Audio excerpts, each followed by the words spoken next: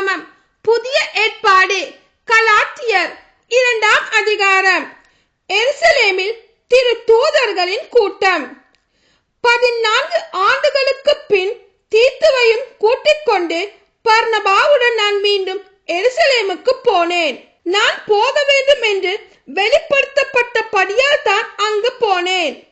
பிற இனத்தார் நடுவில் நான் அறிவித்து வந்த நற்செய்தியை பற்றி அங்கே எடுத்து கூறினேன். செல்வாக்கு உள்ளவர்களிடம் தனிமையில் எடுத்துரைத்தேன். நான் இப்பொழுது செய்யும் பணியும் இதுவரை செய்த பணியும் பயனற்று போக கூடாது என்பதற்காகத்தான் இவ்வாறு செய்தேன். என்னுடன் இருந்த தீத்து கிரேக்கராய் இருந்தும் விருத்த சேதனம் செய்து கொள்ளுமாறு அவரை யாரும் கட்டாயப்படுத்தவில்லை. திருட்டுத்தனமாய் நுழைந்த போலீஸ் சகோதரர்கள் அங்கு இருந்ததால் தான் விருத்த சேதனத்தை பற்றிய பேச்சே எழுந்தது. கிறிஸ்து இயேசுவோடு ஒன்றித்து நாம் வாழும் விடுதலை வாழ்வை பற்றி உளவு பார்க்க வந்தவர்கள் அவர்கள்.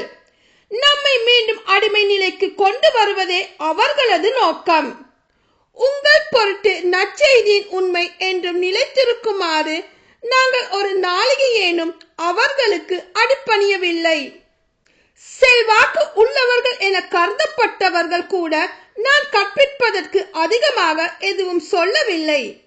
இவர்கள் முன்பு எப்படிப்பட்டவர்களாய் இருந்தார்கள் என்பது பற்றி எனக்கு கவலை இல்லை. கடவுள் ஆளை பார்த்தா செயல்படுகிறார். ஆனால் யூதருக்கு நற்செய்தி அறிவிக்கும் பணி பேதுருவிடம் ஒப்படைக்கப்பட்டுள்ளது போலவே பிற இனத்தாருக்கு அதை அறிவிக்கும் பணி என்னிடம் ஒப்படைக்கப்பட்டுள்ளது என்பதை அவர்கள் கண்டு கொண்டார்கள். ஆம், யூதர்களின் திரு தூதராய் செயல்படும் ஆற்றலை பேதுருவுக்கு தந்தவரே பிற இனத்தவருக்கு திரு தூதராய் செயல்படும் ஆற்றலை எனக்கு தந்தார். அந்த அருள்பணி எனக்கு அளிக்கப்பட்டதை உணர்ந்து திருச்சபையின் தூண்கள் என கருதப்பட்ட யாக்கோபு, கேபா, யோவான் ஆகியோர் நட்புறவின் அடையாளமாக எனக்கும் பர்னபாவுக்கும் கை கொடுத்தனர். யூதருக்கு அவர்களும் யூதர் அல்லாதோருக்கு நாங்களும் நற்செய்தி அறிவிக்க வேண்டும் என்று ஒத்துக்கொண்டோம்.